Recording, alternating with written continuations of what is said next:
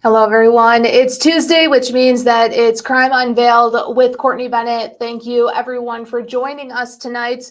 We're going to talk about one story that happened last week. It was something that the Genesee County Sheriff Chris Swanson brought up. He held a news conference alongside Genesee County Prosecutor David Layton, and it has to do with a dog in the Genesee County Jail. She's a therapy dog. Her name is Josie. You might have seen this on our Facebook page. We did stream the news conference live.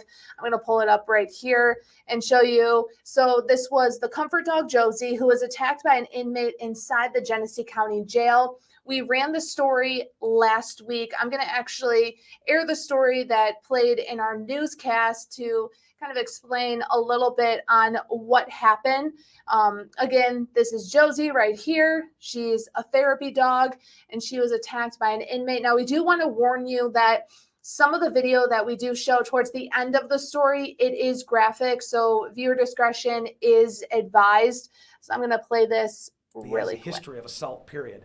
And that's why we're pointing out that there's a direct connect between animal abuse, neglect, and torture and assaulting humans. In this case, it was humans first, then animals. 27-year-old Romello Maxwell was charged with assault in April last year. Now he's being charged with killing or torturing an animal. This individual is an habitual offender third, so the maximum penalty increases from 4 years to 8 years.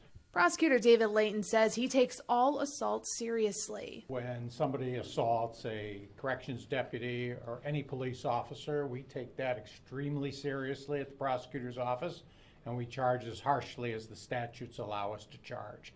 Layton and Swanson say last week it was 13-month-old Josie who was Maxwell's victim. And this is the use of this kind of a canine, is to de-escalate everything. And dogs can do that. But in this particular case, just last week, as Josie was walking around. Then the inmate who was laying on the floor hit her. She's so sweet. How could anybody do such a thing? I don't understand it, but we need stronger laws.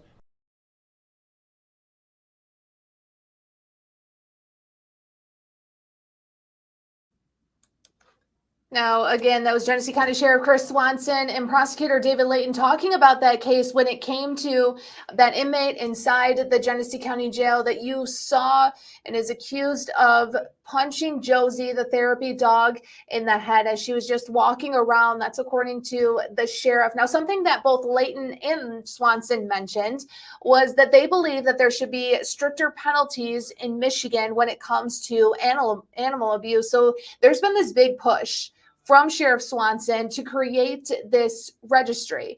It would be a pet registry to protect our pets, and it would put someone who was convicted of animal abuse on this registry. I talked to the bill sponsor. It's currently in the Michigan House right now. It's stalled there. It hasn't gone anywhere. It was proposed back in June, and Representative Jasper Martis actually proposed this bill, and the idea came from talking to Sheriff Swanson. This is a story that I did tonight in our 6 o'clock news, so maybe you saw it there, but I'm going to play it for you right now to talk about this Protect Our Pets registry that still is sitting in Lansing right now. He has a history of assault, period. And that's why we're pointing out that there's a direct connect between. Our hope is that we'll be able to move this legislation soon. State Representative Jasper Martis says Genesee County Sheriff Chris Swanson inspired him to write legislation that would create this registry of convicted animal abusers. Sheriff Swanson approached me with this idea to create a registry for folks who abuse animals to make sure that they are not allowed to have pets going forward, to make sure that law enforcement is able to keep track of those that abuse animals. Last week, Sheriff Swanson and Genesee County Prosecutor David Layton expressed the need for a registry. I don't think the laws in Michigan are strong enough to protect our furry friends, and I think that if the legislature is listening and watching, maybe you'll want to take a bill in that increases the penalties for people who would harm our friends, our dogs, and our cats. This is going to be one of my top priorities. It is supported by my leadership in Lansing. It has support from both sides of the aisle. It's House Bill 5878. It would create a public registry for persons convicted of specific animal-related offenses. If they don't register, they could face prison time. The bill, introduced in June, is now referred to the House Criminal Justice Committee. So what's important to me is protecting the animals.